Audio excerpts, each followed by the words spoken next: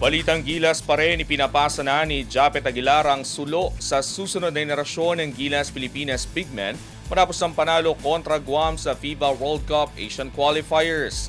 Buwang tiwala ng veteranong center kina Milyora Brown, Soto, Edu at sa veteran na si Pajardo na anya'y handang magdala ng bandila ng Pilipinas sa mga susunod na taon. Ang ibang detalye alamin sa aking muling pag-abante.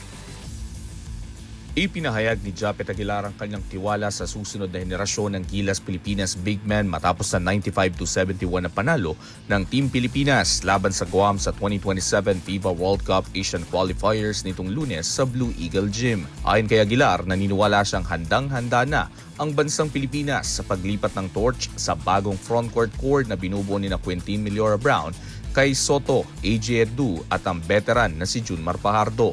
Ayon pa sa kanya, promising ang grupo at malayo ang maaabot nito kung magtutuloy-tuloy ang pagbuo ng chemistry at sistema sa ilalim ng national program. Itinuring din ni Aguilar na pasasalamat ang kanyang huling paglalaro sa Gilas at iginiit na kumpiyansa siya sa mga papalit sa kanyang posisyon sa pag-abante ng kupunan. Ayon dito, malinaw na nakikita na niya ang susunod na core na magpapatibay sa paint defense at opensiba ng Pilipinas sa mga susunod na taon.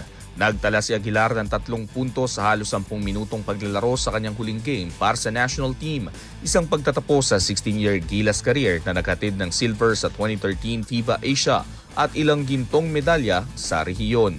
Ako si Sus Valdez, Abante Sports, nauna.